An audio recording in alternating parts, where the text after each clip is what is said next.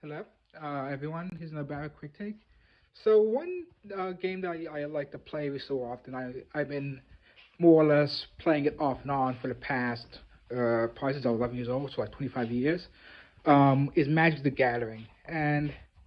recently there's announcement of the newest set, the newest Kamigawa set that's going to come out soon. And one thing I always think about Magic the Gathering is the sort of the somewhat the weirdness behind the whole lore of the game. That like it's sort of has a continuous game, and probably since around the mid sort of 2000s, Wizards of the Coast of Hasbro has been sort of made it's like a concerted effort to have a continuous sort of lore and sort of storyline between the different sets. And this is partially due to use of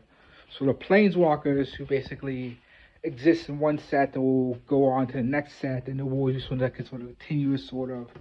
story in the game itself that is one told through some of the supplemental material as well as through the cards themselves, sort of give away a lot of what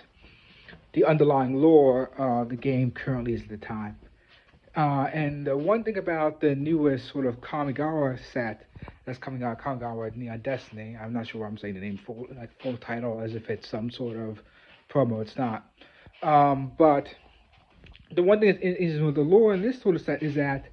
we're seeing the return of the Phyrexians, and the Phyrexians has been a sort of a plot staple that's been around since I want to say Urza's saga is sort of when the Phyrexians, which is a sort of a villain of they are the machines. They want to turn everything into robots. Is sort of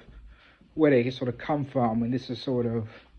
legacy of the sort of Matrix era of entertainment, where everyone was concerned about how the internet was going to be and how everyone's going to become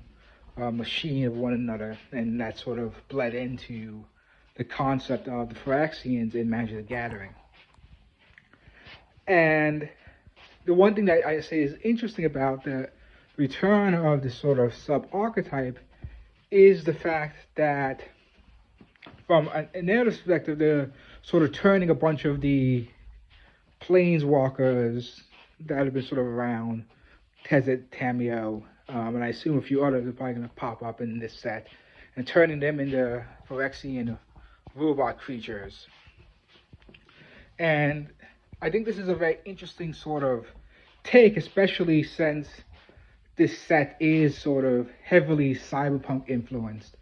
and seems to be like this whole influences people who want to go back to more tradition versus the sort of cyberpunk creatures and the artifact creatures that are going to exist within this set. And that's just sort of a quick take I have about the Kamigawa set.